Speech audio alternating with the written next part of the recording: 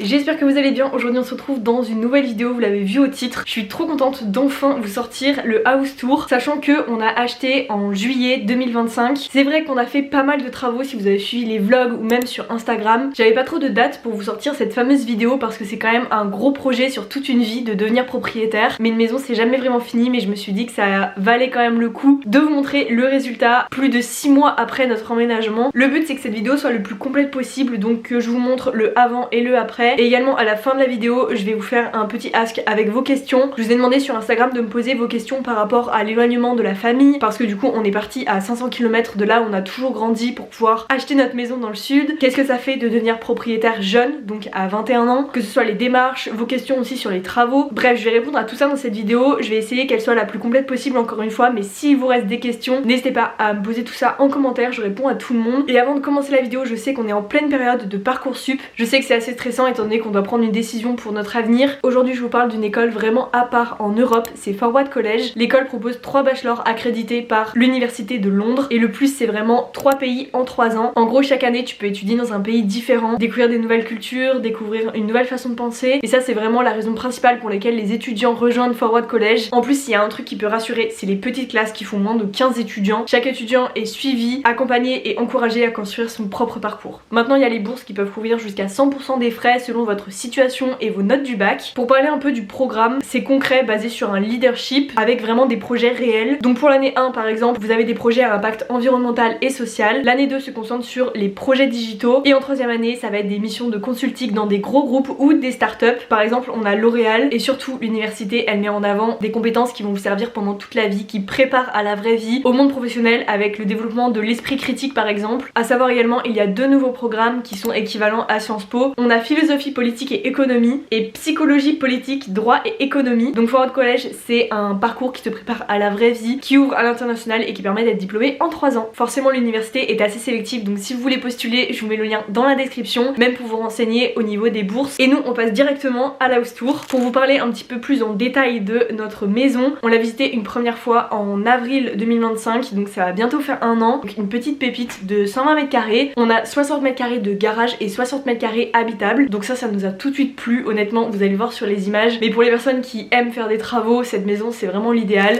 Ok, du coup c'est parti pour la house tour et on commence directement avec la surface du garage. Bon, il n'y a pas de lumière naturelle donc j'espère que ça va bien rendre en caméra. Déjà le gros plus du garage c'est qu'on peut rentrer la voiture. Là on a essayé un peu de ranger pour la vidéo, mais dites-vous avec tous les travaux qu'on a fait, on a fait énormément d'aller-retour à la déchetterie. Il y en avait à chaque fois partout.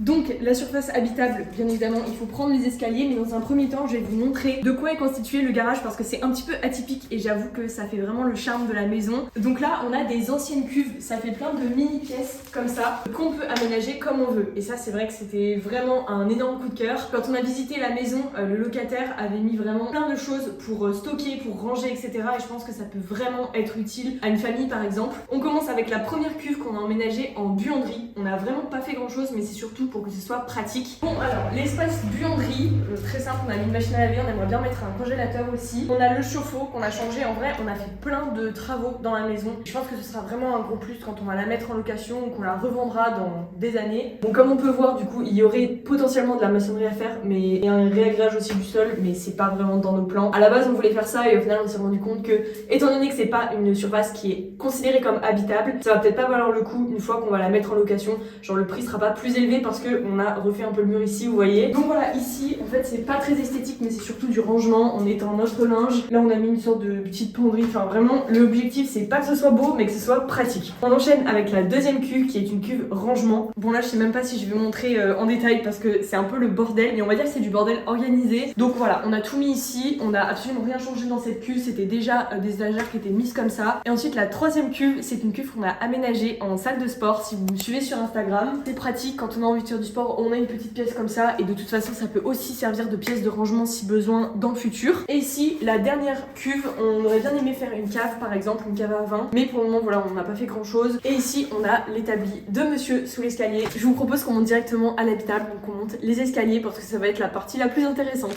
Ok, donc on arrive dans la partie habitable et on commence tout de suite avec la terrasse. C'est le petit plus, de toute façon c'était dans nos critères, mais j'en reparle en fin de vidéo, qu'on ait un petit espace extérieur. Là la terrasse elle fait 8 mètres carrés.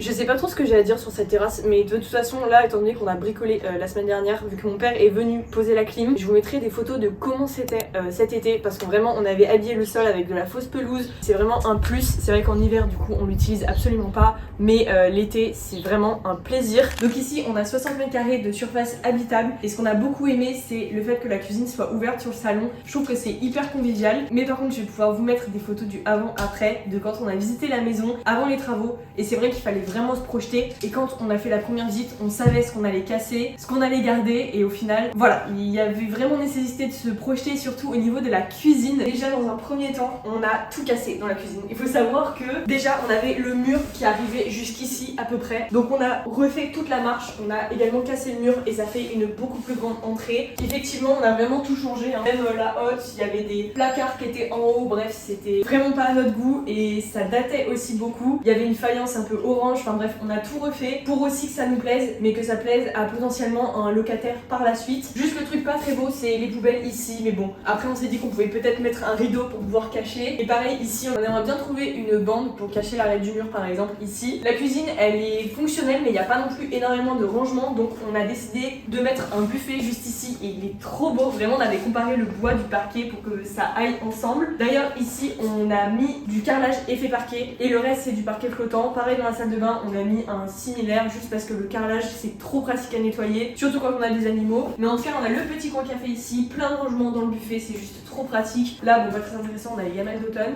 et on a cette petite table qu'on a trouvée à Conforama qui est pas mal parce que justement on peut la rallonger un peu, donc là elle est en position plus petite, genre elle est carrée. Les chaises pareil, bon c'est pas du tout de la bonne qualité, j'ai vu qu'elle commençait un peu à se défaire mais pareil c'est Conforama. Et je l'ai pas dit, dans la cuisine également on a beaucoup d'électrodépôts et sinon le reste on a gardé énormément de notre meubles et électroménager de notre ancien appartement. Comme quoi c'est vraiment important d'investir entre guillemets au fur et à mesure dans ses meubles ou son électroménager, parce qu'au final au niveau des déménagements bah on reprend toujours la même base. J'aime trop le fait que le salon soit, je sais pas, dans son renfoncement. Je trouve que c'est hyper cosy, on passe vraiment tout notre temps ici, c'est la pièce principale de la maison. C'est petit mais c'est chaleureux, c'est fonctionnel, vraiment on aime trop cet endroit et surtout c'est super lumineux parce qu'on a à la fois la lumière qui mène de la terrasse et la lumière des chambres. Pareil du coup vous devez reconnaître absolument tous nos meubles de notre ancien appart. J'en peux plus d'attendre, donc on va passer à la salle de bain qui est juste ici. Les travaux ont été terminés il y a un mois, même pas. La salle de bain, j'ai oublié de préciser aussi pour tous les travaux, mais les travaux c'est monsieur qui a fait quasiment tout. Il y a son papa qui est venu nous aider pour la salle de bain et un petit peu la cuisine, mais surtout pour des moments en fait passés ensemble. Et ça fait trop plaisir voilà d'accueillir notre famille et qu'il nous aide aussi dans notre projet qui est un peu fou de partir très loin de tout le monde. Mais voilà, c'est monsieur qui a pu tout faire et ici il y avait 3 cm de réagrégage à mettre pour rattraper en fait le sol. Donc comme je vous disais, on a mis un carrelage effet parquet. Comme dans la cuisine c'est pas exactement la même teinte, on voulait vraiment un style un peu industriel dans la salle de bain sans en faire trop, des couleurs gris, bois et noir. Encore une fois je vais vous mettre des images du avant, mais la salle de bain elle fait environ 4 mètres carrés de surface. Elle était pas du tout optimisée, on avait vraiment un mur et la douche dans le renfoncement, déjà c'était une petite douche. Donc on a décidé de, encore une fois, tout casser et de tout refaire. D'ailleurs on s'est rendu compte que c'était pas du tout isolé derrière, donc on en a profité, autant casser tout, refaire l'isolation, et on a mis une douche à l'italienne. Franchement c'est incroyable la différence. Avant j'aimais pas du tout prendre mes douches ici. D'ailleurs la salle de bain on devait pas la faire nous-mêmes, on avait fait des devis etc, mais au final c'était vraiment excessivement cher. Donc bon, après je pense qu'il faut savoir quand même faire un minimum parce que la salle de bain c'est quand même de la plomberie, il y a de l'électricité etc. Surtout le plafond aussi, je l'ai pas dit je crois, mais le plafond on l'a refait, il est un petit peu plus bas, mais du coup là on a mis des lambris en PVC et ça fait vraiment propre. Pareil, un petit éclairage, c'est beaucoup mieux qu'avant. Les seules choses qu'on a gardées dans la salle de bain c'est le meuble parce que du coup il était neuf, et on a juste mis un bout du plan de travail de la cuisine, c'était une chute, et on a mis une vasque parce qu'on voulait trop avoir une vasque noire. Je trouve que ça rend vraiment bien. Et le miroir pareil, on l'avait déjà depuis longtemps si vous suivez un peu mes vidéos. Et on a mis aussi ce meuble, alors ça c'était pas du tout prévu, on s'est rendu compte qu'on avait pas du tout de rangement dans la salle de bain, donc voilà on l'a pris à Brico Dépôt en arrivage. Vraiment absolument quasiment tous nos meubles et notre électroménager, je me rends compte, c'est quasiment que du déstockage ou des arrivages. Mais bon, c'est les bons plans. D'ailleurs, je l'ai pas dit aussi, mais toutes les portes de la maison, on les a repeintes. Avant, elles étaient en bleu clair. On les a repeintes exactement de la même couleur que la cuisine. Donc c'est une couleur, c'est la couleur Doris, il me semble, de chez Brico Dépôt. Et on a fait faire la couleur sur mesure directement à Brico Dépôt et ça rend vraiment bien. On a aussi changé les poignées. Donc comme quoi, des fois, on n'est pas obligé de tout racheter en neuf et on peut aussi rebricoler un petit peu avec ce qu'on a déjà. Et ça coûte beaucoup moins cher et en vrai, c'était cool à faire, j'avoue. Au niveau des rêves de la salle de bain, au niveau des matériaux, c'est quasiment tout le roi Merlin, que ce soit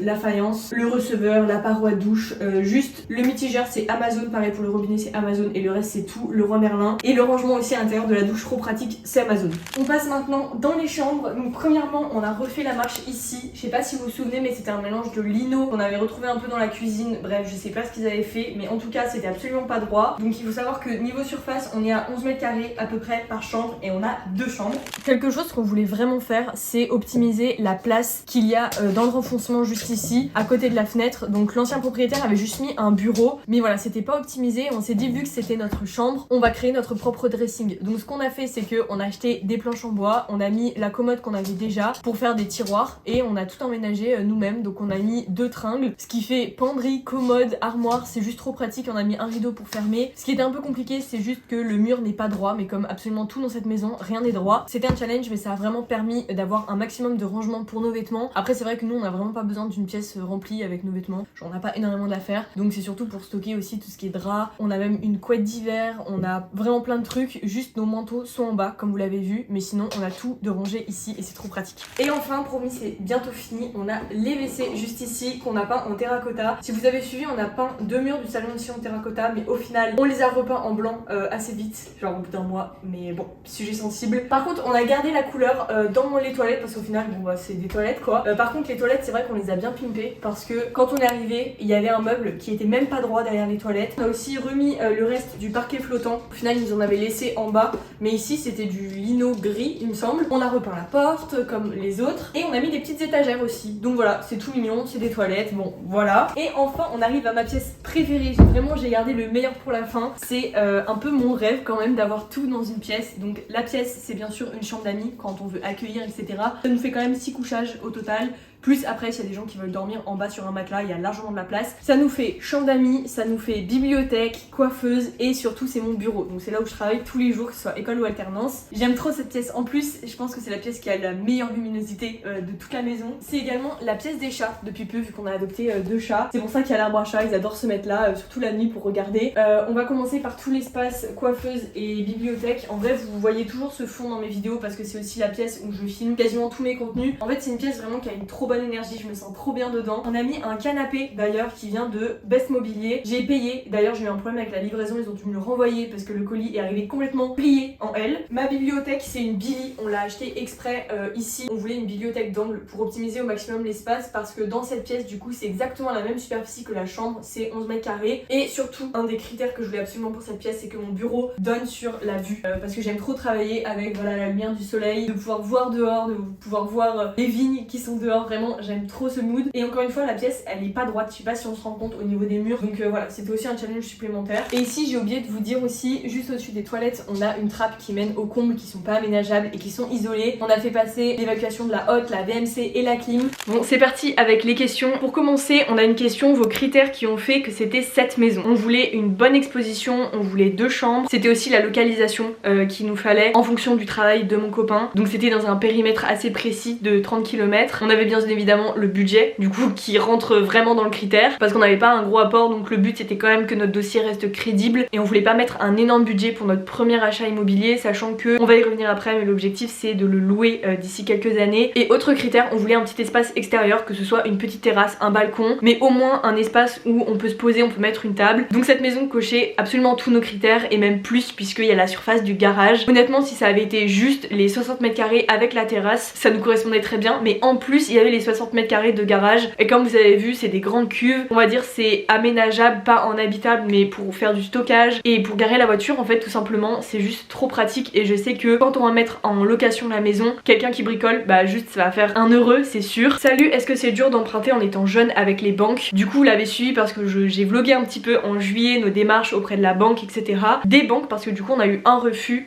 chez la banque chez qui on était depuis des années maintenant, mais du coup on a changé de banque pour avoir notre prêt. Je pense qu'on a eu de la chance et on a aussi fait un dossier qui on pensait être le plus crédible possible pour vraiment essayer de se projeter sur des années. Ce qu'on a fait, c'est qu'on a fait un gros dossier qu'on a séparé en deux et chacun on a mis tout ce qu'on gagnait, tous nos bulletins de salaire, que ce soit même les petites activités. Par exemple moi j'ai ma micro-entreprise pour les réseaux que j'ai depuis mes 18 ans, donc là ça va faire 4 ans. Ça faisait 3 ans quand on est allé voir les banques. Alors après c'était vraiment un complément de revenu, on s'entend, c'était pas un salaire. Je peux pas vivre uniquement de ma micro-entreprise, enfin de mes réseaux. Moi du coup je suis en alternance, mais j'ai une promesse de CDI pour septembre 2026, ce qui a beaucoup joué aussi dans notre dossier. Il y a également du coup la situation de mon copain, donc à deux on a réussi à avoir le prêt. Après encore une fois c'est pas un gros prêt, même si on n'avait pas beaucoup d'apports. C'est pas comme si on s'était présenté à la banque avec un projet de maison à construire à 600 000 euros. Voilà, c'était un projet qui était plutôt raisonnable entre guillemets. Après le fait de mettre un petit apport, nous c'était voulu, puisque encore une fois on va la mettre en location après, donc on a une toute petite mensualité qui sera largement couverte par de la location par la suite. D'ailleurs j'en profite pour rebondir sur des questions qui m'ont été posées. Est-ce que dans telle situation on peut emprunter à la banque, etc. En réalité la situation elle bouge tout le temps, elle est pas fixe, donc en vrai je pense qu'un profil peut passer comme un autre peut être refusé. En fait voilà, je pense qu'il n'y a pas trop de règles, ça dépend de votre banque, ça dépend de la situation actuelle, donc malheureusement je m'y connais pas assez pour pouvoir vous aider sur le sujet. Avez-vous toujours été sur la même longueur d'onde avec ton chéri concernant ce projet? Oui, parce que j'ai eu plusieurs commentaires de pourquoi vous vous enfermez dans un crédit en étant aussi jeune. Nous on a toujours voulu devenir propriétaire le plus tôt possible, puisqu'on se voyait pas payer un loyer dans le vide entre guillemets pendant toute notre vie. Après c'est une façon de voir les choses, encore une fois il y a du pour, il y a du contre. Là ça va faire 5 ans qu'on est ensemble avec mon copain, on est pacsé depuis 2 ans, on arrive très facilement à se projeter, donc bien sûr que c'était dans nos plans. Après encore une fois on sait pas combien de temps on va rester dans cette maison, elle sera peut-être mise en location je sais pas dans 6 mois ou alors dans 10 ans, en fait on n'en sait rien, mais le plus important pour nous c'est d'avoir investi notre argent le plus tôt possible pour se construire un patrimoine. Et voilà, et de toute façon on aurait payé beaucoup plus à mettre un loyer tous les mois pour habiter dans une maison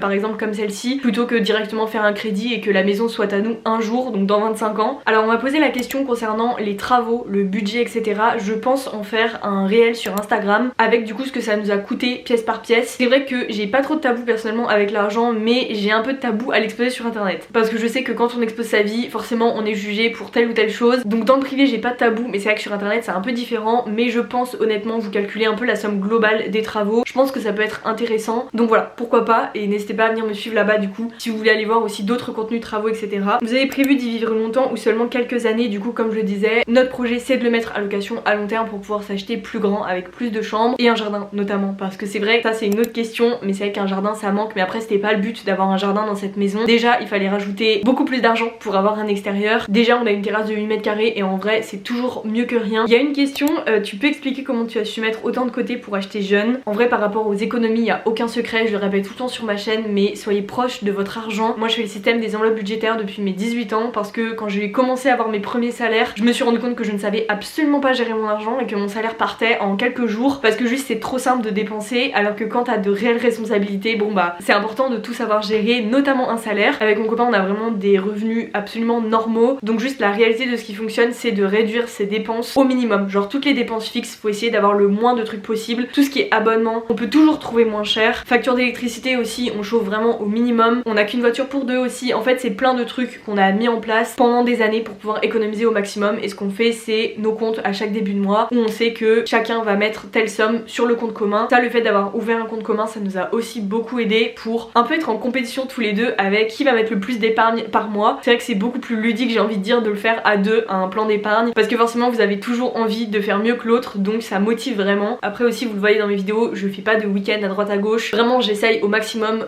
de mettre de côté, et même si des fois c'est des sacrifices sur des activités que j'ai envie de faire, et ben je sais pourquoi je le fais, j'ai mon pourquoi, et aussi ça n'empêche pas que je puisse me faire plaisir. Je sais pas trop si ça aide mes conseils pour épargner, mais en vrai il y a pas de secret, vous fixez des objectifs tous les mois et vous essayez d'y tenir. Et une dernière question qui est revenue pas mal, c'est l'éloignement avec la famille, le fait d'avoir déménagé loin. Là ça fait 8 mois si je me trompe pas qu'on a emménagé ici, forcément que ça fait bizarre d'être loin de sa famille. Il y a des jours où c'est plus compliqué que d'autres sans mentir, et il y a des jours où ça va très bien, de toute façon on s'appelle. Et pendant 8 mois on est revenu beaucoup de fois en réalité. réalité. Par exemple mon père est venu le week-end dernier passer quelques jours. Enfin voilà, en fait on se met pas la barrière de se dire il faut impérativement qu'on reste ici. Genre là par exemple à l'heure où je tourne, demain on va passer 4 jours en Auvergne pour voir un petit peu notre famille parce que ça fait un moment qu'on les a pas vus. Pour être honnête, je ne veux pas romantiser le fait de partir loin de sa famille et de tout reconstruire. C'est vrai que sur les réseaux sociaux c'est sympa, mais dans la vraie vie c'est très compliqué. Si vous me suiviez en septembre quand mon copain est parti faire sa formation, ça allait pas du tout. Vraiment août-septembre, je suis revenue vivre chez mon père en Auvergne. J'ai laissé cette maison qui n'était pas encore chez moi fermée à clé et voilà, je suis partie, je suis rentrée chez mon père, ça m'a fait du bien et je suis revenue beaucoup plus sereine. Donc les choses elles se fassent naturellement et c'est normal si des fois voilà on a des coups de mou parce que forcément on est loin de là où